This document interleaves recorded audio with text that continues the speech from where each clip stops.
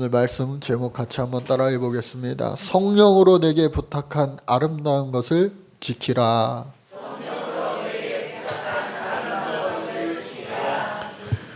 오늘 우리 교회 주영이가 처음 나와 같이 예배하는데 찬양을 우리 학생들이 오늘 연합 예배로 같이 드리고 있는데 찬양을 하는데 우리 예준이가요 막 열심히 찬양하니까 그 모습이 주영이가 사뭇 평소와는 다른 예준이처럼 보였나 봐요. 예준이를 한 번을 이렇게 보면서 씩 웃는데 그 표정이요 장난 아닌데? 이런 표정이에요. 예준이가 얼마나 찬양을 신령과 진정으로 하는지 하나님이 그 찬양을 기뻐 받아 주신 줄로 믿습니다. 그러니까 저와 여러분들 마찬가지입니다. 나이와 성별에 상관없이 우리가 온 마음과 정성 다하여 하나님을 찬양할 때에 하나님은 그 시간 가운데 영광 받으시고 또 우리의 찬양을 받아 주실 줄로 믿습니다. 오늘 말씀 제목은 성령으로 내게 부탁한 아름다운 것을 지키라 라고 하는 제목인데요.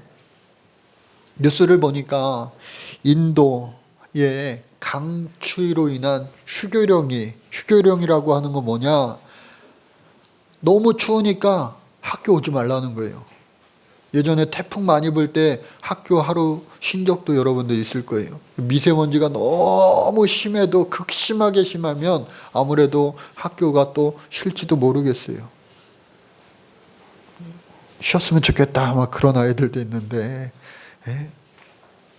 근데 너무 추워서 학교를 쉬었다라고 해서 그 호기심에서 제가 그 뉴스를 보니까 기온이요 영상 7도로 인해서 강추위가 왔다. 그래서 휴교령이 되었다라고 하는 거예요. 여러분 영상 7도의 날씨는 우리나라 가을 날씨입니다. 가을 날씨. 날씨가 너무 우리는 좋다 생각이 될 텐데 영하 7도도 아니고 영상 7도인데 인도 사람들은 너무 추운 강추위가 와서 학교까지 다 쉬었다는 거예요. 그도 그럴 것이 인도의 여름은요 무려 영상 50도까지 기온이 오른다고 그래요. 그러니까 우리가 30도 이상만 되면은 아우 더워 쪄 죽어 에어컨 없이 못 살아. 아마 40도가 되면은 막 고열 환자가 엄청나게 많이 발생할 거예요. 그런데 무려 50도까지 올라간다고 하니 이해가 가더라고요. 여름에는 50도까지 올라가는 그 날씨에 겨울에 보통 영상 10도 정도 돼야 되는데 3도가 내려갔으니 강추위겠구나. 한편으로 부러운 마음도 들더라고요. 왜? 겨울 되면요 수도가 얼까봐 또 여러 가지 단돌이 해야 될 것이 가정이나 사업장 일터에 많잖아요. 우리 교회에도 단돌이 할 것이 얼마나 많아요. 그러니까 인도를 부러워했다가 여름에 50도까지 올라간다는 거 보고 우리나라가 낫다 그런 생각도 다시 하게 되었습니다. 여러분 이처럼 똑같은 이 온도를 대하는 사람들의 이 적응된 몸에 따라서 달라지는 거예요. 한여름에도 우리나라에 저 아프리카 사람들이 오면요 춥다고 그래요. 쌀쌀하다고 그래요. 그것처럼 자기가 사는 그곳의 환경의 기후에 이제는 적응이 되어서 다른 나라 기후에는 좀처럼 적응하려면 긴 시간이 필요한 것처럼 오늘 성경을 대하는 우리의 자세도 그와 같겠구나 하는 것을 저는 알게 되었어요. 오늘 주일 아침 우리는 주의 날 롤스데이 주님의 날이라 여기며 하나님 앞에 나와 예배하고 있지만 그렇지 않은 세상 사람들은 그냥 할리데이, 일요일, 휴일이야 하면서 침대에서 둥글둥글 할 수도 있어요. 그리고 자기가 좋아하는 취미 따라서 산으로 들로 여행 다니는 사람들도 많을 거예요. 그러나 우리는 삶의 가치가 가장 중요한 가치가 하나님이기 때문에 하나님을 찬양하고 하나님을 예배하기 위하여 이 주의 날에 이 거룩한 성전에 모인 줄로 믿습니다. 그래서 이러한 말씀이 보게 되고 듣게 되고 할 때에 여러분 이 마음밭에 따라서 얼마나 다른 결과가 일어나는지 몰라요. 똑같은 복음의 씨앗이 뿌려진다 할지라도, 똑같은 말씀의 씨앗이 뿌려진다 할지라도 내 마음밭이 지금 어떠한가? 마치 세상 사람들과 같은가? 그러면 여기 앉아있을 필요도 없죠. 어떤 사람은 길가에 뿌려진 밭과 같다고 예수님 말씀하십니다. 길가에 뿌려지면요, 말 그대로 사람들이 다 오가다가 발에 밟히어서 다 사라지고 말아요. 뿌리도 내리지 못하고 그냥 한두 번 왔다가 끝나고 맙니다. 그러나 얕은 밭에 심겨지는 씨앗도 있어요. 한번 따라해 볼까요? 얕은 흙. 흙이 얕아요. 그래서 군데군데 돌멩이가 아주 많아요. 그래서 돌밭이라고도 말합니다. 여러분, 농사를 짓기 위해서는 밭의 돌멩이를 먼저 다 골라내야 돼요. 크고 작은 돌멩이들을요, 다 골라내야지 흙만 좋게 남아서 이제 농사를 잘 지을 수가 있어요. 그런데 복음 씨앗도, 이 말씀 씨앗도 돌밭에 심겨지면요, 그것이 잘 심겨지지가 못해요.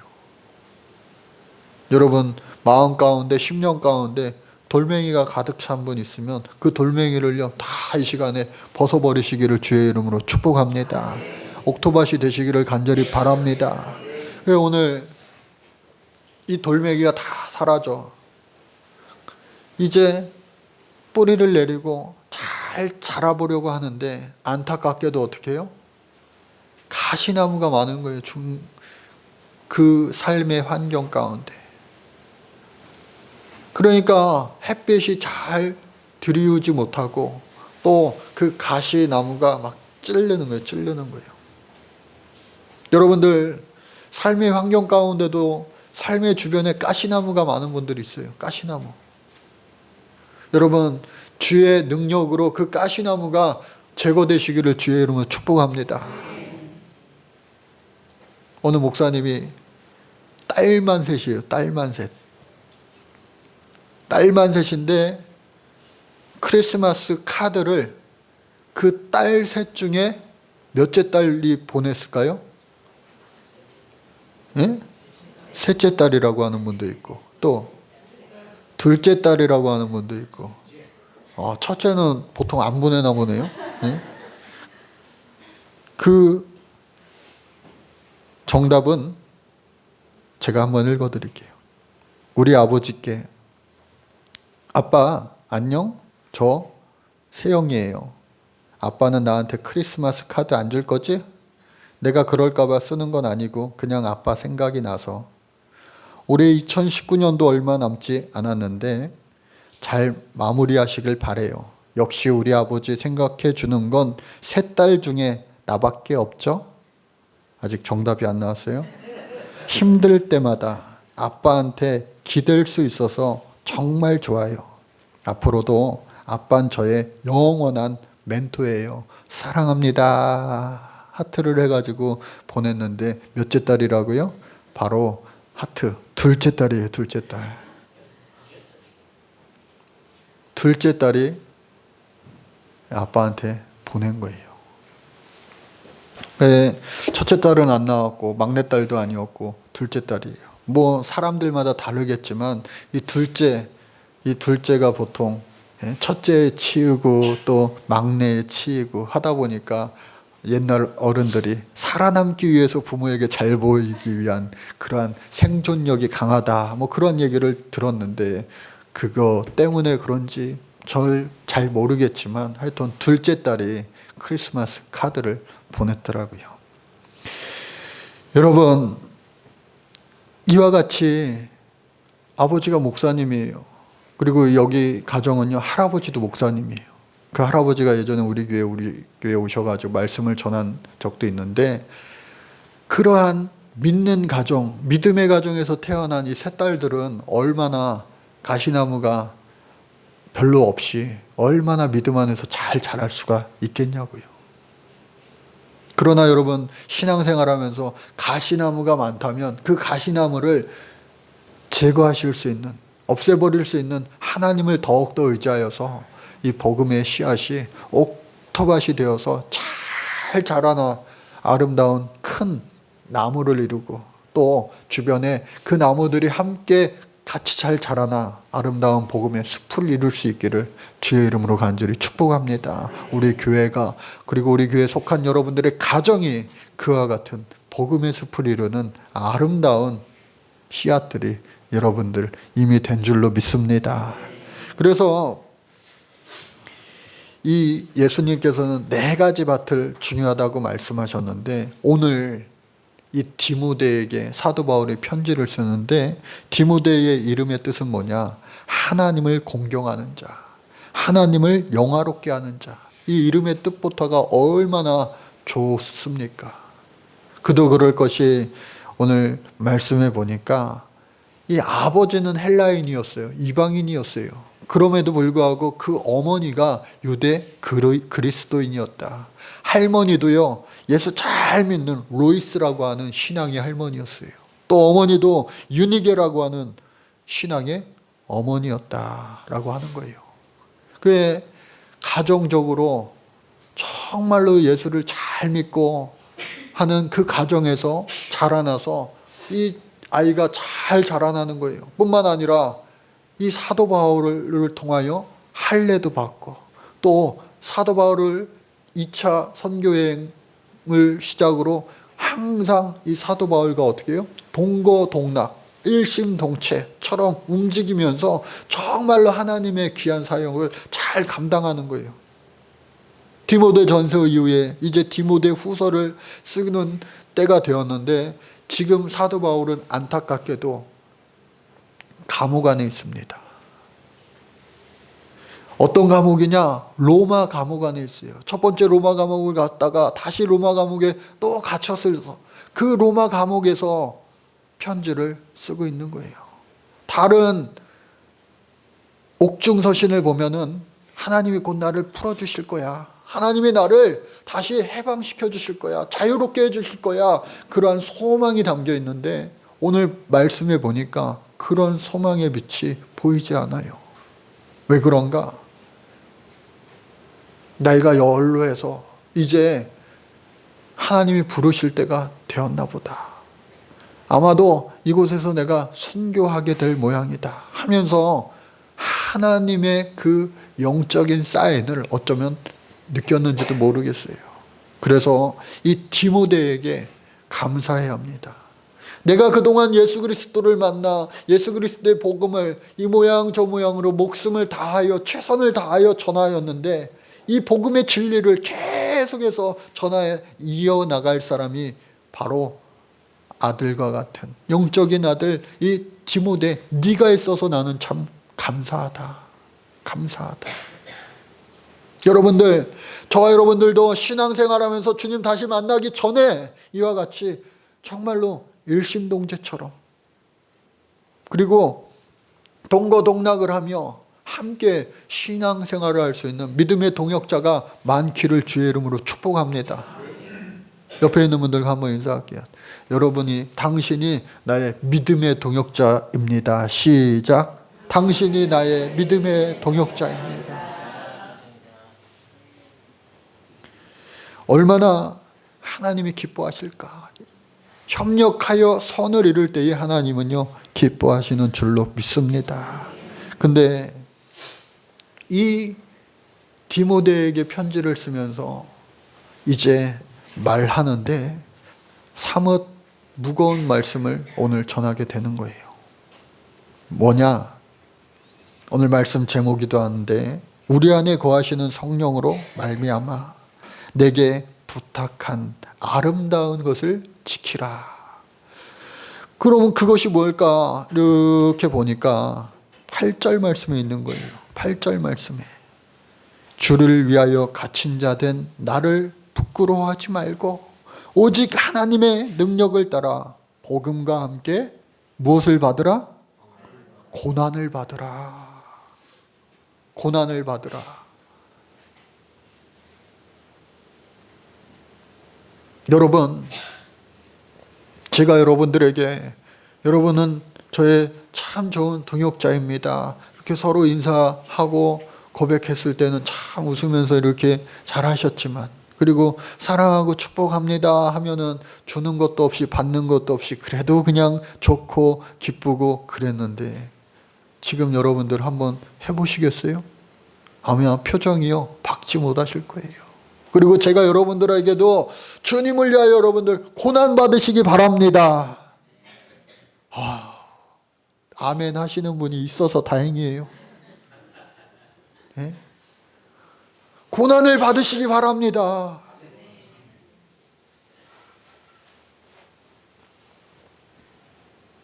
아마 아멘은 하면서도 그래, 제가 받아야 돼, 제가 받아야 돼. 여러분, 고난이라고 하는 것 무엇입니까?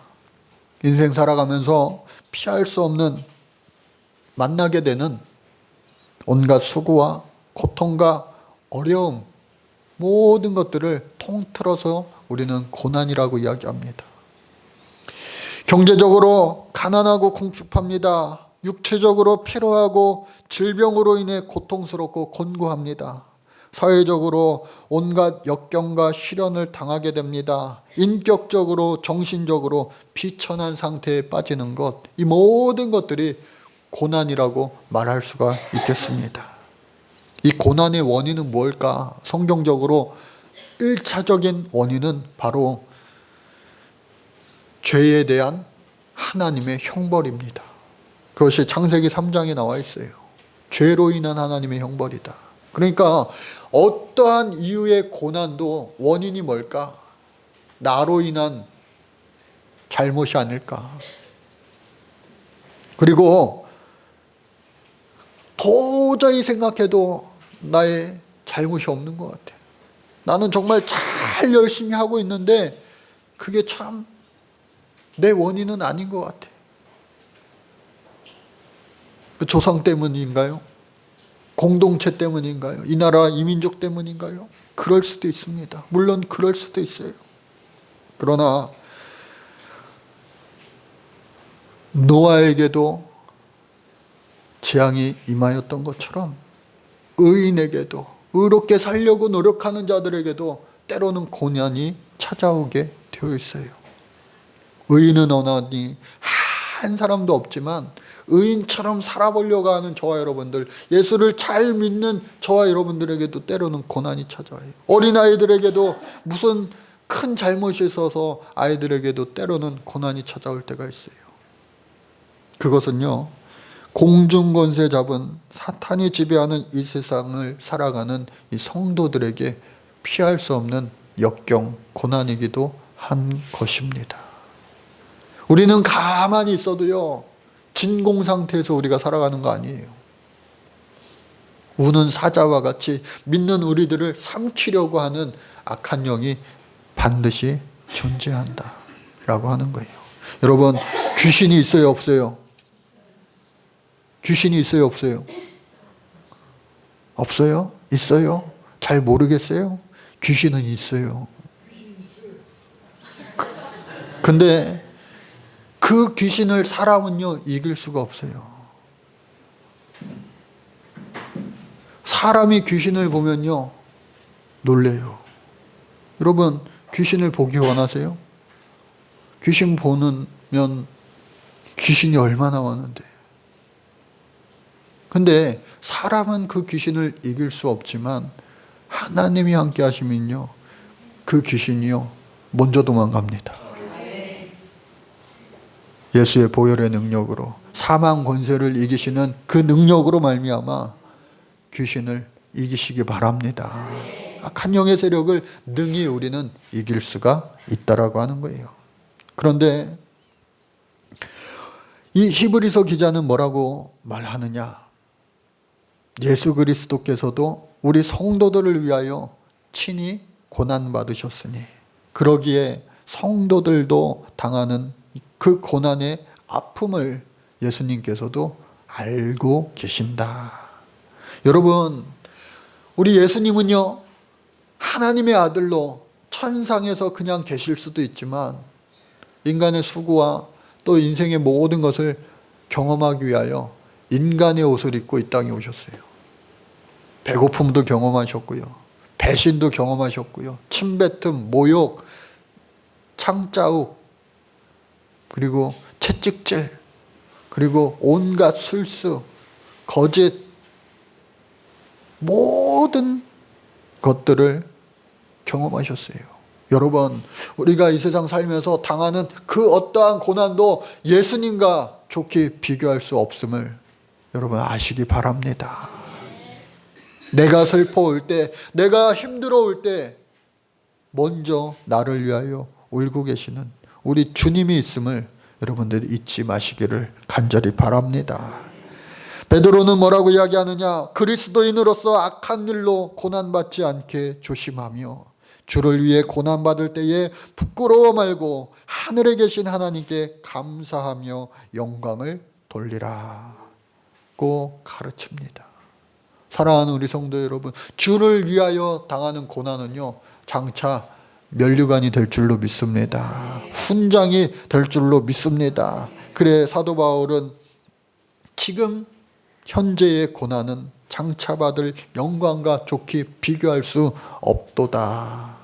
로마서 8장 18절에 말씀하고 있는 거예요. 또 뿐만 아니라 우리가 고난당할 때에 성령은요, 우리를 위로하여 주시고 소망을 주시고 또 주님의 그 도우심을 우리가 기대하며 구해야 될 줄로 믿습니다. 고난 당하는 자들을 우리 주님은 항상 불쌍히 여기셨어요. 위하여 기도해 주셨고 또 너희도 서로 위하여 기도하라 말씀해 주셨어요. 오늘 본문 말씀해 보니까 이제는 우리 주 그리스도 예수의 나타나심으로 말미암아 나타나셨으니 그는 사망을 패하시고 복음으로써 생명과 썩지 아니할 것을 드러내신지라. 내가 이 복음을 위하여 선포자, 사도, 교사로 세우심을 입었노라. 하나님 앞에 세움받은 리더들, 세움받은 지도자들, 그들은 어떻게 해요? 고난받게 되어 있어요. 그러나 그 고난받음에도 불구하고 12절 말씀해 보니까 내가 너희들에게 의탁한다. 한번 따라 해볼까요? 의탁한다. 의탁한다라고 하는 말은 뭐냐? 어떤 것에 몸이나 마음을 의지하여 맡긴다고 하는 거예요. 이제 사도 바울이 곧 주님 다시 만날 그 순간이 되어지자 디모데에게 그것을 부탁하였고, 그리고 뿐만 아니라 디모데 뿐이겠어요. 교사와 말씀 전하는 자, 또 선포자, 사도, 세움받은 모든, 오늘날로 이야기하면 여러 직분받은 여러분들, 저와 여러분들에게 우리 주님이 어떻게 해요? 주님의 사역을 의탁하고 계시다라고 하는 거예요. 때로는 그것이 가문의 영광이요, 기쁨이요, 감사로 받아들일 때도 있지만 그것이 또 하나의 우리의, 제가 지금 목에 메고 있는 이 멍에가 될 수도 있어요. 왜? 내 마음대로 하면 안 되니까. 이 멍에라고 하는 것은 옛날 소 키우어 농사 짓는 시절에 이 소뚜레라고 있어요. 소뚜레. 그래서 이 코에 구멍을 뚫어가지고 이 멍에를 씌운다고 그러죠. 이 어깨에 멍에를 씌우고 그 주인이 왼쪽으로 가라, 오른쪽으로 가라, 빨리 가라, 천천히 가라, 서라, 시키는 대로 해야만 해요. 그러니까 목사 안수를 받을 때 이 스톨, 멍에를 이 어깨에 씌우게 됩니다. 저뿐만 아니라 여러분들도 직분자로서 하나님 주신 그 멍에에 순종하시기를 주의 이름으로 간절히 축복합니다. 아유, 괜히 받았어. 그런 분 계세요? 내가 집사고 내가 권사인 것이 여러분들 자랑스러운 주인공들 되시기를 바랍니다. 하나님께서 장차 여러분들 그 직분에 맞게 축복하시고 또 그 직분에 맞게 사용하시고 또 그 직분에 맞는 아름다운 상급도 하늘나라에 예비하고 계신 줄로 믿습니다. 그런데 안타깝게도 이와 같이 이 종의 그리스도의 종의 몽해를 같이 하는 놀라운 동역자들, 동거동락하며 마음을 함께하며 일심동체하여 그러한 동역자들이 있는가 반면에 안타깝게도 그렇지 못한 사람들이 이 시대에도 있었다는 거예요. 15절 말씀해 보니까 아시아에 있는 모든 사람이 나를 버린 이 일을 내가 아나니.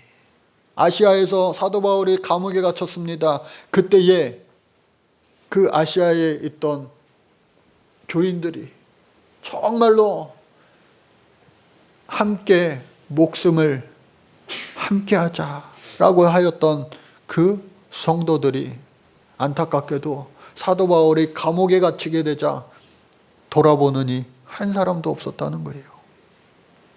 그리고 그 일에 앞장서서 선동하는 자들도 있었으니 그 선동자들의 이름이 여기에 기록되어 있어요. 부겔로와 허모게네도 있느니라. 그 두 사람이 앞장서서 사도 바울의 위로를, 격려를, 문안을 방해했다라고 하는 거예요.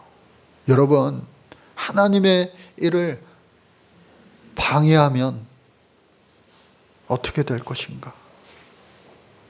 사도 바울도 너무 속상한 나머지 그들의 이름을 이 성경에 이와 같이 밝히고 있는 거예요.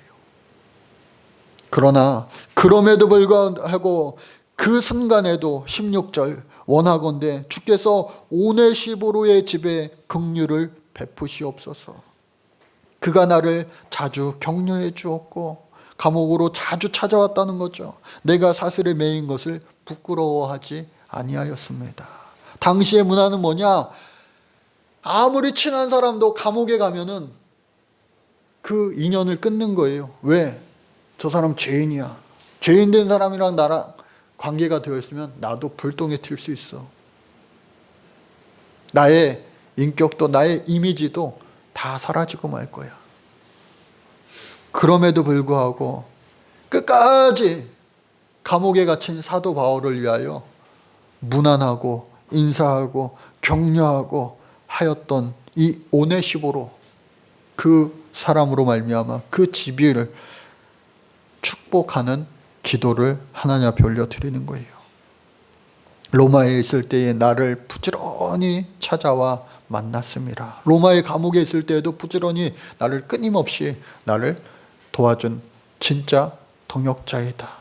여러분, 힘들고 어려울 때에 함께하는 것 세상 사람들에게도 마찬가지예요. 하물며 주의 일을 감당할 때에 여러분 힘들고 어려울 때일수록 마음을 함께하고 또 모든 일들을 나누어 분담하여 선을 이루며 협력할 수 있는 우리 교회에 속한 모든 성도님들이 되시기를 주의 이름으로 간절히 축복합니다. 한국 교회에 고질적인 병이 있는데 우리 세비전교회는 그 병이 없길 바래요. 무슨 병이냐? 제가 이 교회 개척하기 전에 본 교회 대형교회죠. 소위 말하는 대형교회예요. 그런데 거기서도요, 이 연말병이 가끔씩 와요. 연말병이 뭐냐? 한국교회에서 걸리는 연말병이에요. 유행성 병인가 봐요. 연말이 되면요, 평소에 잘 직분을 감당하던 사람도 갑자기 12월이 되면서 예수님이 찾아오셔야 되는데 그 병이 찾아와가지고 내년엔 난 아무것도 안 해. 내년엔 나는 안식년이야. 나는 이제 내년에는 그냥 예배만 드리면 되겠어. 난 충전이 필요해. 이 병이 우리 교회는 없기를 주의 이름으로 축복합니다. 잘해서 한 거 아니에요, 우리도. 얼마나 못하는지 몰라요, 일들을. 그러나 우리 주님이 함께 하셔서 우리 주님이 도와주셔서 우리가 그 일을 감당할 수 있었는 줄로 믿습니다. 저도 마찬가지예요. 얼마나 부족한 것이 많은 저인지 몰라요.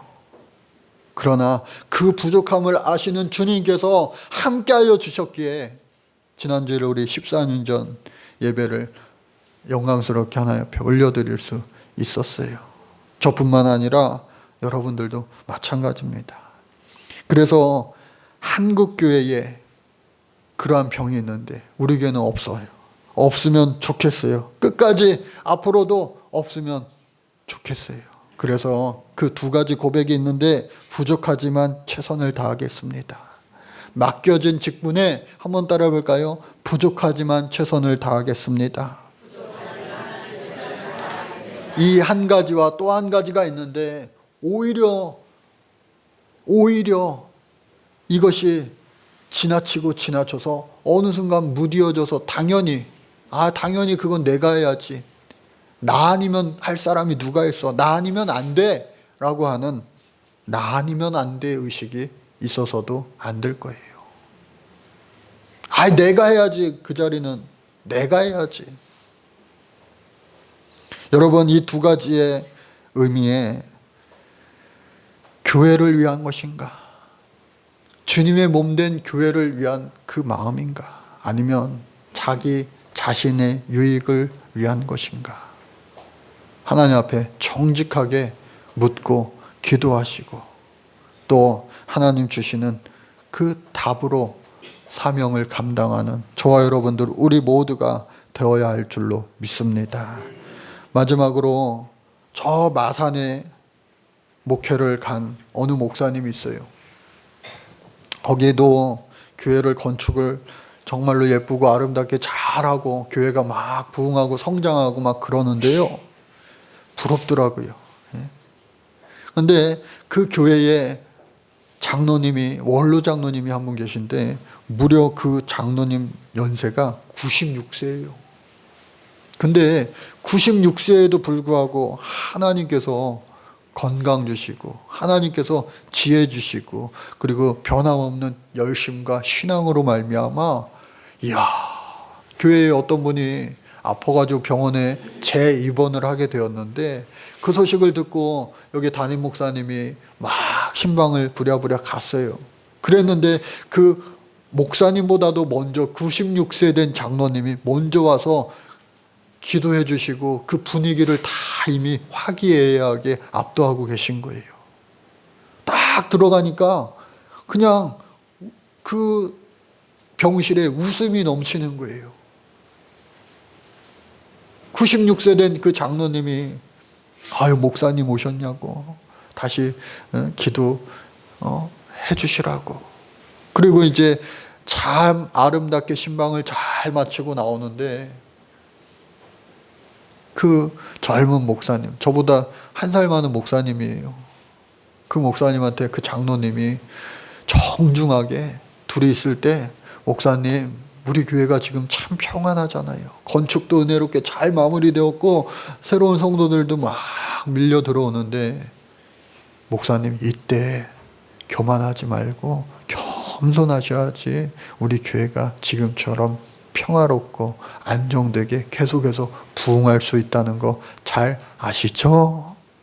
그렇게 얘기를 해서 장로님 그래야죠 하면서 그 장로님이랑 96세 된 그 장로님이랑 꼭 껴안고 나는 장로님 같은 훌륭한 장로님이 우리 교회에 있어서 얼마나 든든하고 힘이 되는지 모른다고 그렇게 고백했다는 거예요.